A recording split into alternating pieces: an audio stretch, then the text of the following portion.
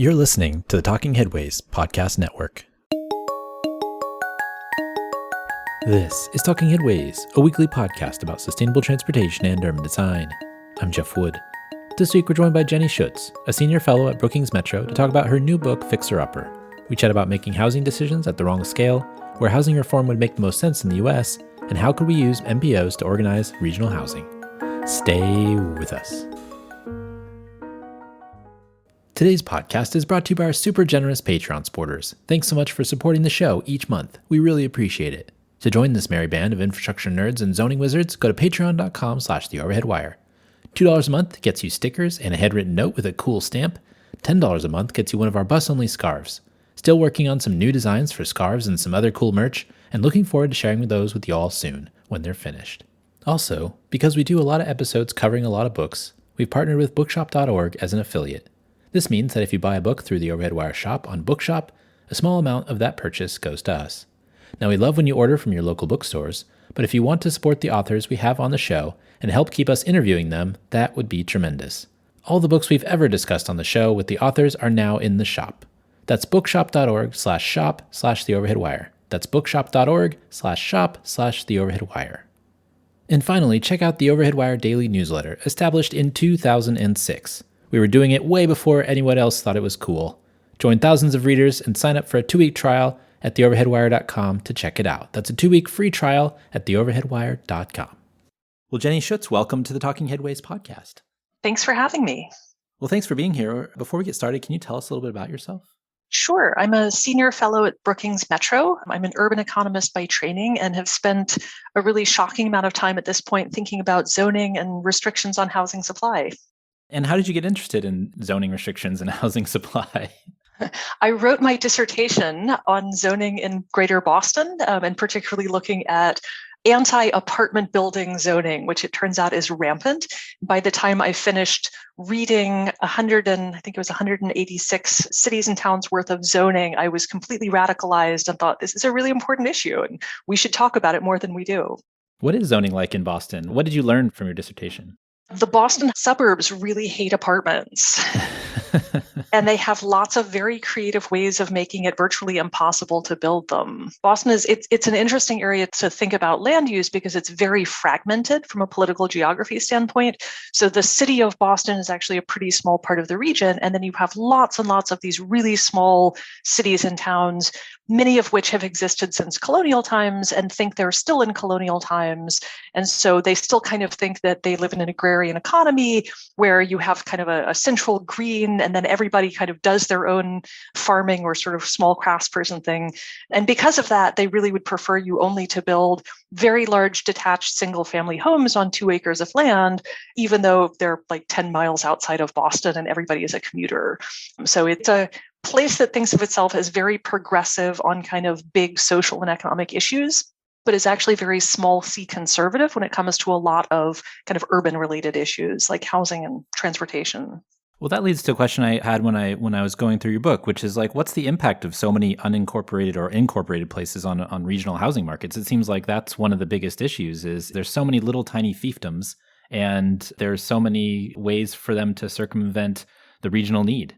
That's exactly right. We are making decisions about land use and housing at the wrong scale of geography. We have lots of local governments, most of which are very small in population terms, individually deciding, do you want to build housing? What kind of housing? How much? And an individual local government may think, I only want to build a small number of homes and they should all be $1 million homes. And I will have one small school and sort of minimal public services. But if every local government or even a decent share within a metro area come to these same conclusions independently, then the metro doesn't build enough homes. Employers can't hire and retain workers because there isn't housing for people at a range of different incomes. And in particular, this is really bad for lower wage workers because they are the least able to compete for housing. They wind up in the least desirable locations, which either means very far on the outskirts, sort of, 2-hour commute from their job, or in a handful of core urban neighborhoods that have legacy apartments and subsidized housing in some cases, but almost never are those kind of the high opportunity places. And so poor people wind up with just really lousy options. And even a lot of middle class households at this point can't afford to live in places like California and New York and DC and Boston, which creates sort of regional economic problems. In the book, I found the illustrations of San Marino, California, and Commerce City really interesting. It feels kind of like a protection racket almost when those places decide that they don't want to have more housing. It's exactly right. I mean, the homeowners in really wealthy communities might as well be incorporated HOAs and gated communities. They have essentially made it so hard to build housing that's affordable to anybody who's not rich. I mean, we're not even talking about sort of building low income subsidized housing, but just housing that a middle income household could afford to live in is illegal in a lot of places like San Marino. And so it winds up this very exclusive, very small community that essentially serves as sort of, private enclave and nobody else has access to it, which maybe would be okay if there were a handful of places like this that kind of did their own thing. But in areas like Los Angeles and the Bay Area, that's a pretty large share of the overall land, and it makes the region essentially not function that well. I found it really interesting also the difference in, say, like their planning focus, right? The ones that worked on code compliance versus the ones that actually thought about, future planning, et cetera. Yeah, so San Marino and Commerce are about the same size in population, but San Marino has essentially twice the number of planners on staff. And if you look at the job descriptions, they are very definitely hiring people who have professional expertise, who have graduate degrees. San Marino has a big focus on essentially neighborhood preservation. So they want to keep their homes and their neighborhoods the way they are. They're very focused on aesthetics and sort of providing a nice environment for their current residents. There's absolutely no interest whatsoever in growing the size of the community overall, which when you think about it, sort of like that's traditionally been what planners do, is they plan for expansion and growth, but these places are not interested in growth whatsoever. And places like Commerce would love to have more growth, but they're not as attractive to market rate developers. And they don't have kind of the resources in-house to be able to think about what kinds of investments could we be making, for instance, in parks and open space that might make us a more attractive community to bring in capital. They're sort of pushed at the limits just to manage the stock that they already have and keep things in decent condition. What do you think the hiring process is like when they're hiring a planner? Is it like, are you going to be the one who can restrict the housing? Like, is there some way that they could intimate that they can get the right person for the job that's not going to, ruffle any feathers? That's an interesting question. I haven't looked at what a job posting looks like, but my suspicion is that there's a lot of self-selection. So if you are a planner who wants to encourage, say, more income diversity in a community, and you really want to be embracing growth and thinking about how to do more climate-friendly, high-density development, I think you probably just don't apply for a job in the San Marino Planning Department. My suspicion is that the people who apply for that know what they're getting into and are okay with that. Yeah. Another thing that I thought about when I was thinking about the number of different jurisdictions in a region is it can happen actually at the city as well. I mean, there's aldermanic privilege and there's single member districts for cities. It's not just a regional thing that happens from different, jurisdictions. It's actually inside of a city that these problems seem to come up as well. They do, although that varies somewhat across cities. So last week I was talking to a group in Philadelphia, which has aldermanic privilege. And Philly has really uneven growth and uneven demand across neighborhoods. So it's actually one of the more affordable cities that has a lot of housing and quite a lot of really low cost housing. The problem is there may be 3 or 4 neighborhoods where everybody with money wants to live, and those neighborhoods can't accommodate enough demand. But then it has some pretty high income neighborhoods which are zoned for low density, single family, and the council members from those districts absolutely won't consider building more apartments, essentially making those neighborhoods open to growth. And so the city overall has just made this deal. There are a couple neighborhoods that will absorb a lot of growth and grow quickly, and there are other neighborhoods that will get to stay the way they are, both high income neighborhoods and low income neighborhoods, essentially, which don't change over time. But it makes for a very strange kind of unbalanced mixture in the city. Well, so the book is Fixer Upper, How to Repair America's Broken Housing Systems. What was the thing that made you want to sit down and write a book? From the authors that I've talked to, it seems like it's a fun process, but it's also daunting. And I don't know if stressful is the right word. It's just like, it's a lot of work. It's a lot of work. It's basically a second job. For me, a lot of the ideas in there had been milling around in my head for quite a while. We sort of have a couple of different housing conversations that feel like they're going on parallel. So there is a conversation around zoning reform and housing supply. We need to build more housing. We need to make the process easier. Then there's sort of a conversation around poor people who can't afford housing and the government provides subsidies. Should we have more subsidies or different kinds of subsidies? And then sort of a third strain is we should be worried about the climate impacts of housing, both that we're building housing that has high carbon footprints and that we're building kind of risky areas. But these conversations very often happen in different rooms with different groups of people and don't really intersect. And I view these very much as angles of the same question or problem. There are sort of root causes driving all of those bad outcomes. And until we start talking about these as a package of problems and solutions that can help on all of them without making one dimension worse, we're not going to make that much progress. And I think both from a policy perspective, some of the same decisions like make it easier to build market rate housing also makes the subsidy dollars go farther. So these should not be opposed to one another. They should be collective. And I think the politics may be a little bit easier if we are trying to solve on multiple dimensions rather than sort of, we're going to build a ton of market rate housing and not provide subsidies for poor people. That gets you into this sort of political debate where you're pitting groups against one another. Why do we have that separation, though? I mean, it's interesting because, I see all these things as one kind of topic and they're all kind of interconnected. And in the larger scheme of things, it's interconnected with a whole, host of other things like transportation, et cetera. Why is it siloed and why is it kind of disconnected like that when it should be put together, like you mentioned?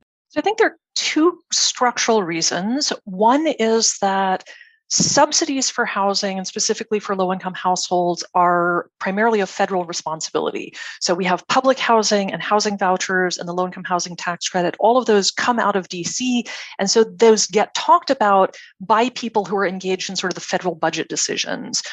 How much housing we're building and the process for building housing is traditionally a local government responsibility. So you have local governments talking about their zoning, not connected to HUD and the conversations about the federal budget. And so it's both happening at different levels of government. Some of this is about subsidies and expenditures, and some of this is about regulation. And so those, the sort of disconnect between the government agencies and the levels of government having the conversation make it harder to integrate. Is there a best level of government to focus on in terms of reform? I think the most promise is potentially at the state level, and for two reasons. One is that state governments create local governments and give them their powers and authorities, including the power to zone and the power to raise revenues. And so state governments have this sort of legal and constitutional authority to get involved with it, which the federal government just doesn't really have. The other thing is it's not a nationwide problem or not the same problem everywhere in the country, right? So I'm not sure, for instance, that Mississippi and Oklahoma need to be doing a really active role in state zoning reform and legalizing duplexes. So not all of the states need to be doing the same thing. What states can do is going to differ quite a bit. So crafting a federal response to the supply problem is going to be very difficult. Crafting state responses in, say, 6 to 8 states that are really underbuilding is a much more manageable thing to do and can be tailored to the problem more. One of my recent hobby horses is I live here in San Francisco, and it's a mess, as you know. But it seems like a lot of our regulation is kind of a proxy for a lot of other issues that could be solved in a lot of different areas. For example, right now we're having this discussion about an Amazon warehouse in San Francisco. And the supervisor who's in that district is like, you're not going to come in here and just do whatever you want, because the zoning allows it. You're going to have to, make sure that your wages are good. You're going to have to make sure that you give everybody health care. You're going to have to make sure that you pay us taxes, et cetera. But isn't that like a, minimum wage discussion? Isn't that a tax discussion? Isn't that a larger discussion about progressive ideas, which I totally appreciate. But why are we doing this all with zoning rather than, say, fixing all these other things, which obviously are hard politically, but it's, they're getting combined into this little ball rather than being separated out? Yeah, I mean, it's a great question. Zoning is being asked to do a lot more than it was, in the 1920s when we started having zoning. Then it really was about regulating the types of activity that could take place and the size and dimensions of structures. And if you look at kind of a modern zoning code and just look at the table of contents, there's still pieces of that, but there are also things like, environmental protections and review and historic preservation. And we sort of bundle a lot of our urban policy goals onto land use, which zoning wasn't initially intended to do. Part of what happens in places like San Francisco, because there is so much demand to build there, both, an Amazon warehouse and housing and everything else, there is so much market activity that wants to happen in San Francisco that isn't allowed to.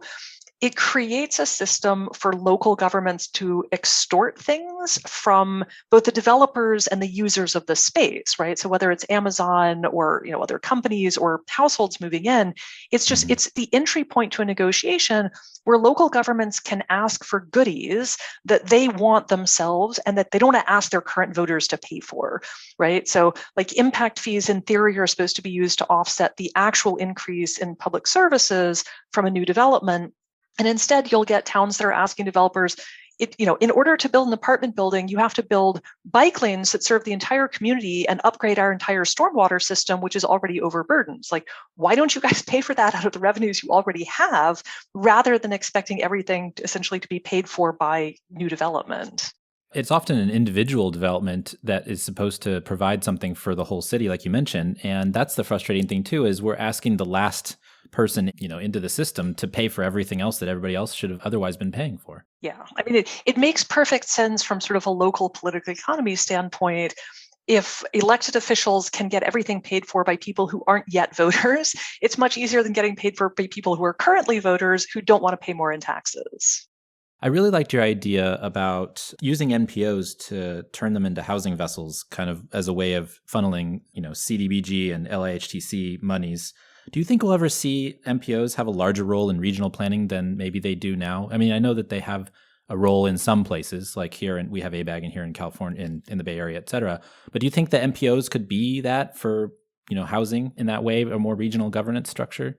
They could be. And some of this is state specific. So, for instance, Oregon actually has a much stronger role for their MPOs already because they have a statewide sort of housing and conservation plan where the MPOs really get to decide on kind of a regional distribution of housing. So the state framework has given the MPOs more teeth to enforce things than most states have. California obviously has the regional housing needs assessment. The MPOs don't have budgetary authority, but they do have somewhat more responsibility. The way to give MPOs power is to give them a budget, which they can allocate or withhold. And so I think the easiest way to think about that is using some of the federal funding streams better. The federal transportation dollars go to the MPO, which then decides how to spend it regionally. There's no housing money at all that goes through MPOs. Things like the low-income housing tax credits go to states, which then allocate them to developers. Community development block grant funds go to larger localities or to the state to pass on. But those are a couple of the funding streams that you could imagine if you pooled those all together and potentially did some discretionary grants as well as top-ups, that would give the MPO a lot more authority in negotiating with local governments. I just think it's such a fascinating way to do things. I mean, I think we have, because of the earlier discussion we had about kind of jurisdictions that are so numerous. I mean, here in the Bay Area, we talk about transportation, we talk about how we have 29 transit agencies, et cetera, and how that could be, you're laughing, and how that 29 transit agencies is a lot. It is a lot. It is a lot. But it's even worse with housing, right? Because each place is its own housing authority to a certain extent and approves all these things. So, maybe there's a role for the MPO in that structure as well, just because of that bifurcation of responsibility. Yeah, and sort of a natural experiment to look at this is that there are some MPOs that are much more fragmented than others. So I live in DC, and we actually have a relatively small number of independent jurisdictions, and they're pretty big just because we live in an area where there are big counties that don't have incorporated land, right? So Fairfax County, Montgomery County each have more than 1 million people. They're larger actually than the District of Columbia. We have a couple of these large jurisdictions. that are both job centers and population centers. And internally, they kind of have to take into account whether they're providing housing for workers at different levels because they also provide those jobs. So we actually have less dispersion in housing costs across jurisdictions within the region than places like the Bay Area or LA. We do have a lot of sort of variation in costs within jurisdictions, but it's a somewhat more integrated market just because of the size of most of our counties. Do you have any different thoughts about housing before and after writing the book? Was there anything in your research that changed your thinking on something specific? So the chapter on climate impacts was sort of a new area for me. I hadn't read really deeply in the academic literature on that. And I will say that writing that chapter freaked me out. I thought more about the sort of, we're building homes in places that are car dependent, where people have to drive a lot, and that's bad for climate impacts. But I hadn't read as much on how many homes are in places at really high risk. And that's sort of built into our mortgage and insurance systems to encourage people to keep building in those places, right? So like we got a lot of people and a lot of buildings in places that will be damaged by climate over and over and over again. And there's not an easy answer to that, right? We can't, in fact, just tell everybody to pick up and move away from areas with high sea level rise because they can't afford to move there, right? So like long-term homeowners can't abandon the house that's their entire asset and move someplace else without compensation, and there's no money to pay for this.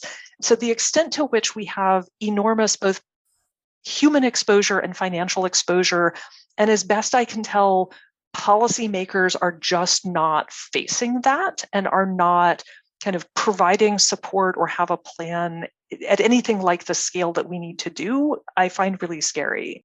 Yeah, there's small plans, but not the large plans. There's not a large kind of focus on that. There was yesterday, I think it was, that FEMA released about, I think it was Hurricane Ida came through maybe last year. There's so many hurricanes now, I can't remember which one's which, unfortunately. But, they have a fund for that. And FEMA put down $60 million. And I was like, $60 million? That's nothing.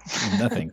But the cool part is that they're actually working on programs where they'll give the money to the towns, and then the towns can decide how to use it. But they're allowing the towns now to use it to purchase people's property, and then they could vacate it, right? So they can go somewhere else. So they can actually now, even though it's such a small amount of money, I think it's a good way to start forward in that process, that they're actually starting to think about managed retreat and allowing it through funding rather than just, saying, well, you're out of luck. You can either rebuild your house, you can put it on stilts, or you can do some sort of mitigation measures, but now they're allowing people to move, which I think is a big step. And even though it is just $60 million, I think that's a good step forward. But like I said, it's $60 million. That's nothing when you think about how much housing costs and how much, damage is done through a lot of these natural disasters. Yeah, I mean, there needs to be more money for planned relocation in places that will just have to do this at some point.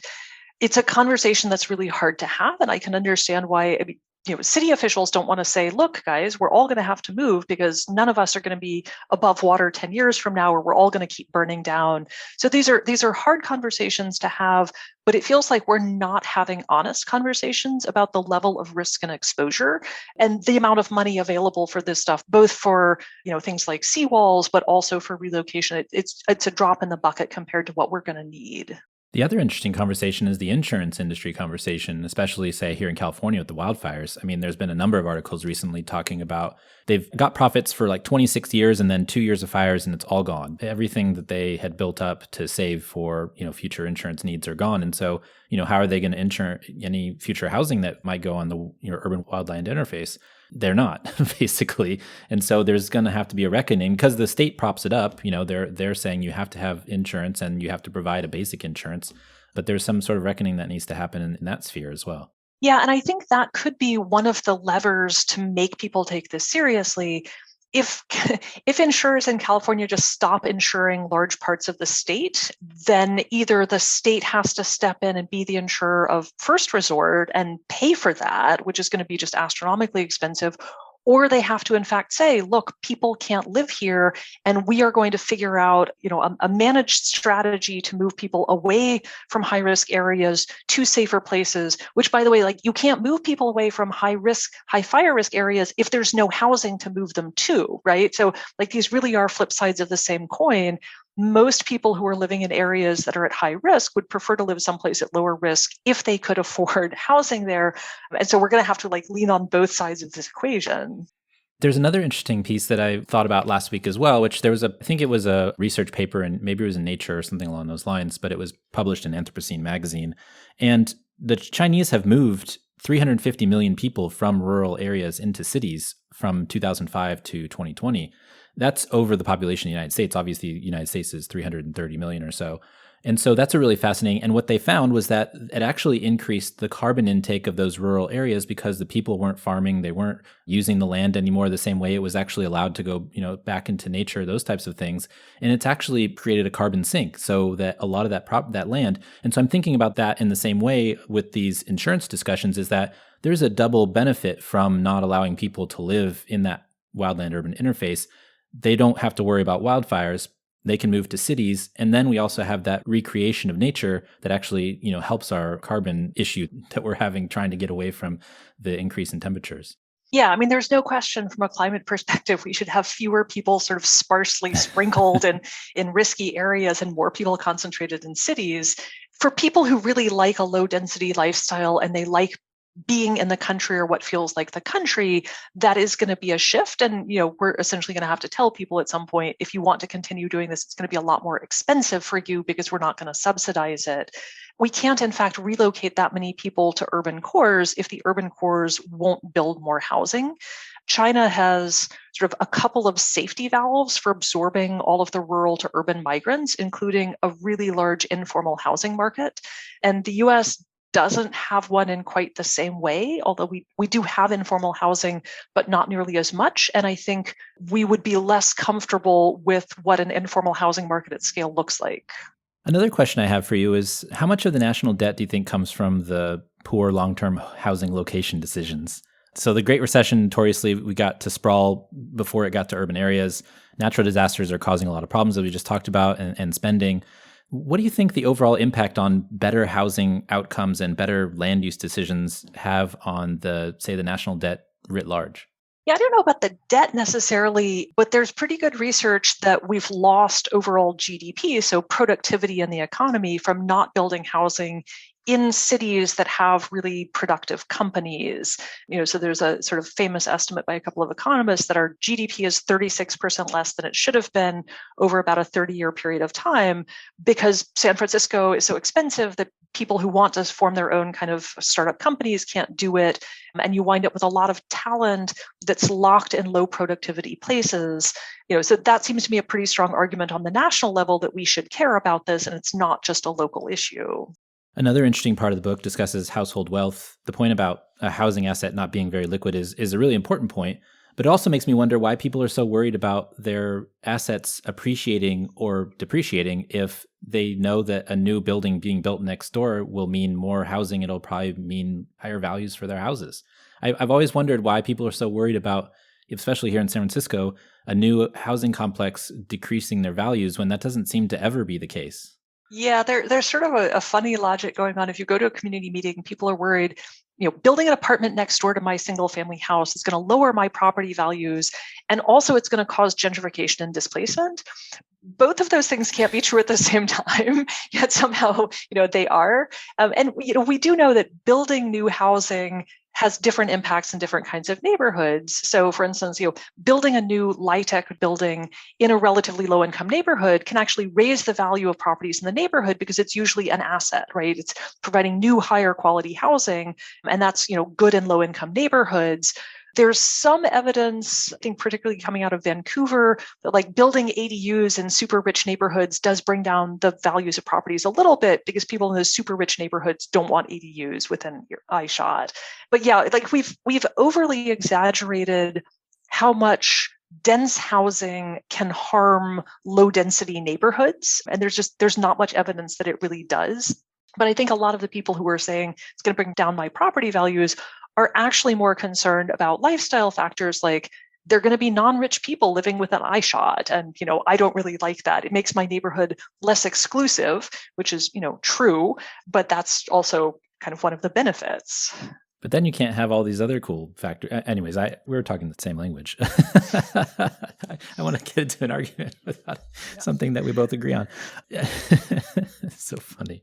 I mean, one of the other things that I think we could make more sort of the proactive argument, if you build more housing in some of the low density neighborhoods that really don't have much of a commercial sector, you can support a lot more neighborhood serving retail. So, over the weekend, I was at a neighborhood in DC called Cleveland Park, which is traditionally one of the very high income affluent neighborhoods. And they've got a main commercial stretch along Connecticut Avenue, which honestly looks pretty dead and awful at this point because it's such a low density neighborhood. Not that many people live within walking distance, and most of them are older households who don't go out to eat that much. So the restaurants there are really struggling, and it feels like a neighborhood that is declining. There's no energy, there's no pedestrian life on the streets. Those businesses are having a hard time staying in business. And then you go to some of the neighborhoods where they're building a ton of new apartments, and there's energy and there's bustle, and there are a ton of brand new eateries, and they are still opening more stuff. So I feel like people who live in these sort of high income but low density neighborhoods have forgotten what it's like to be in an energetic neighborhood that's kind of, the new hot place. That's an interesting kind of juxtaposition, value versus energy versus vitality, as it were. Some of like Jane Jacobs or Robert Venturi or others would say the messy vitality of cities. That's a really interesting point because you can store value, you can stock it away. And if you're a Russian oligarch, you can store it, in a building in New York City or whatever. But then it takes away from the city overall because it's a bank vault, not an actual city. Yeah. And I think some of the neighborhoods that historically have been not just high income, but also high social status are actually becoming less desirable places, at least for younger households to live, because they feel kind of old and dead and stuck in the mud. Like that's not the new exciting place to live. That matters a lot for sort of retail and the commercial side of things, but it also matters for households. And they're kind of coasting because they're in a close-in location. They have access to the metro. They do have, probably the highest performing schools in the city, but hardly anybody lives there. And it just doesn't feel like a place that's in as much demand as it probably was 20 years ago. What's your favorite topic to talk about these days? I mean, everything zoning related. I mean, was there something in the book that you were the most excited to write about that was like the first chapter you wrote? You're like, okay, I have to write, this much about it. I have these ideas and maybe these topic areas, but which one did you start with? Or which one was the one you're like, okay, it's probably zoning, I'm guessing. It is. I mean, zoning is the sort of the motivating factor to start the book. It's the biggest problem and the hardest to solve. I think the chapters that made me, or the topics that made me most excited and optimistic coming out of it, are sort of the growing reforms or interest in reform at the state level and the political coalitions that are building around some of these state and local reforms. So this is really still quite new. I mean, California has had state level housing policies for many decades, some good and many not so good, but many more states are starting to realize that this is something they could do something about, to talk about some positive directions. I've had conversations with a number of people in Utah. Connecticut had some interesting activity. I mean, New York State even started walking in the direction of something this year. I think that's a really positive move on the policy side. And I'm very energized by the amount of political conversation going on, local groups springing up all over the country that are actively organizing to say, we want more housing, we want more density, we want more economic diversity in our community, and pushing back against the NIMBYs. That's a really new phenomenon. And I think that's the way we're going to make policy change. That Connecticut discussion has been really interesting lately. There was I guess it was a state legislator that came out and was arguing with an activist about whether housing was a human right or not. And she basically came out and said, housing isn't a right. You have to earn it and you have to, get enough money to live here. And it's like, well, there's a problem with that because you're restricting how much money it takes to actually buy a house. And it's just frustrating to see these conversations happen over and over again. I feel like they're also talking past each other to a certain extent. Yeah. I mean, if you're an elected representative from Greenwich, Connecticut, you are doing exactly what your constituents want you to, which is to protect really, really high income places that don't want anybody else to move in. But it's not a particularly helpful stance for the state. I mean, Connecticut's a great example. They don't build enough housing that people can afford. There are other places that people can live in the larger region, and they are losing overall households and especially younger households, right? So being a shrinking, aging state is not a good position to be in if you are the governor. The individual legislators are sort of towing the line for their constituents, but that's not a good trajectory to be on. Yeah, it doesn't seem like it helps people in the long run. Why was it important to have a discussion about community infrastructure and finance as well in the book? Because the way we pay for a lot of stuff is really distorting to housing market outcomes. We rely very heavily on local governments to pay for things like schools and roads and parks. Local governments rely on property taxes, which then creates this perverse incentive. If your local government only allowing $1 million homes makes it easier to bring in revenues and you have a limited population to serve.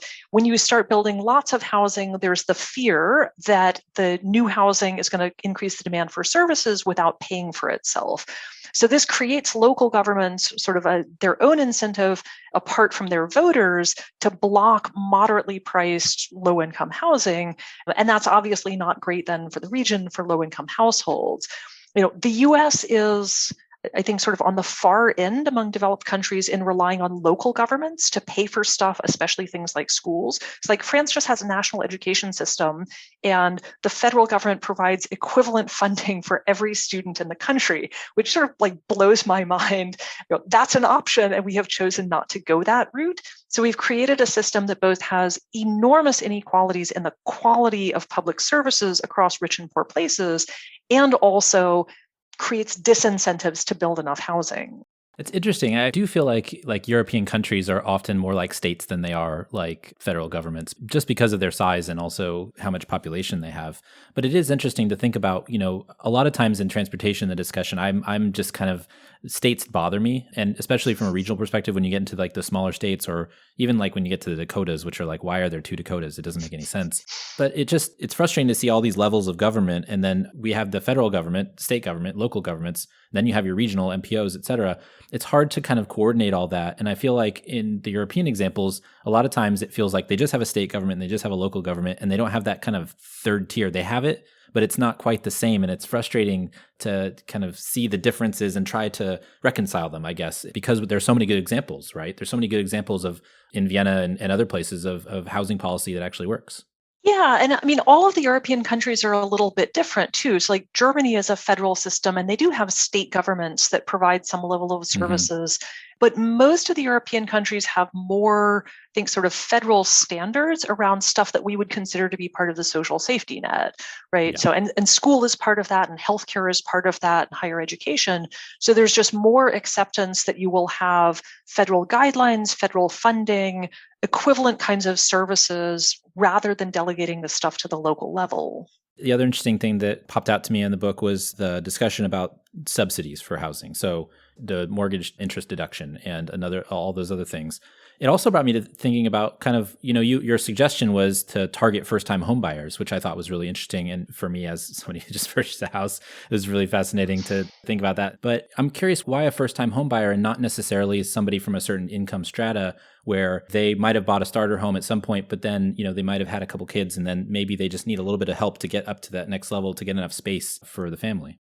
So I think the way to think about the proposal is, first of all, the way we have the mortgage interest deduction structured currently is both ineffective at helping people become first-time homebuyers and incredibly regressive because most of the benefits go to rich households who not only already own their home, but could buy it without any kind of subsidy, right? So it's ineffective and regressive both.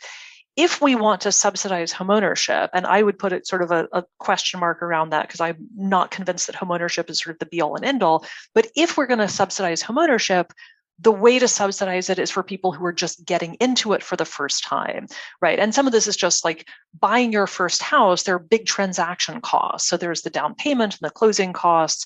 And so you have to have a chunk of wealth in order to transition into that.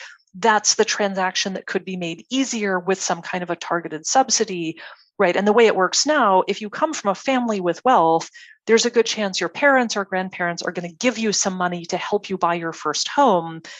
If you don't come from a family with wealth and your family can't help you, that's a much harder move to make, right? So providing a first-time homebuyer tax credit, in a sense, would be giving a leg up to people without family wealth without necessarily conditioning it on family wealth, right? We could also do that. And most of the proposals was just doing this graduated by income. It's like if you earn $500,000 and you're buying your first time home, you're not going to get much of a credit, or it's not going to be much relative to the value of the house. If you earn $40,000 and you're buying your first time home, a $15,000 tax credit is actually quite a lot and could be very helpful. Are you optimistic about our housing future? I'm optimistic about pieces of it. I do think that we are getting more momentum in high cost states for the state to do something, and more of a collective action response to NIMBYism, which has taken a long time to come. Everybody I talk to under the age of 40 is furious and frustrated that housing is so expensive, right? If they're renters, they can't save up enough money to buy a house. They see their rent going up faster than incomes every year. There's a sense that previous generations had access to wealth building that they don't. So, the under 40s are angry, and they should be.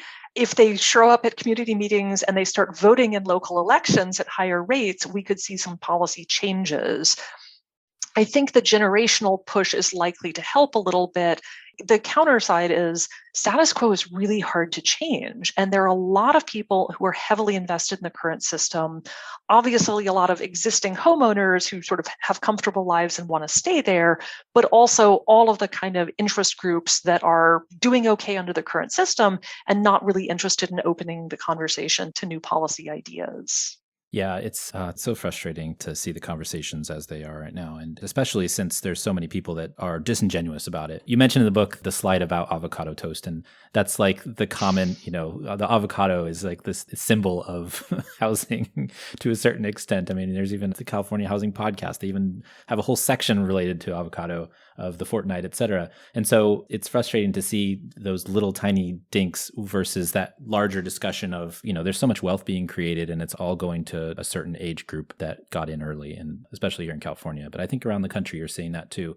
Places like Austin are starting to see it as well as it ramps up there, et cetera. Yeah, and the generational split is not just the US. I talked to colleagues who are working on housing in the UK and in Germany and France, in Canada, because we all had kind of the same demographic trajectory. The boomers exist everywhere.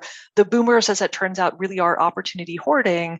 They had big subsidies and they had a growing economy and got a great deal on their first home and their trade up home, and are, I think, really oblivious in many cases just how much harder it is for people to get into homeownership, and even just for people to be able to pay the rent on a decent quality apartment in a decent neighborhood. Yeah. Well, the book is Fixer Upper, How to Repair America's Broken Housing Systems. Jenny, where can folks find the book if they want to get a copy? You can find it online through Bookshop that'll provide it through one of your local independent bookstores, through Amazon. It's in bookstores around the country, bricks and mortar stores. And you can find more information on Brookings' website as well. Awesome. Yeah, it's a great book. I hope folks get a chance to read it. Pick it up when you get a chance. Jenny, thanks for joining us. We really appreciate your time. Thanks for having me.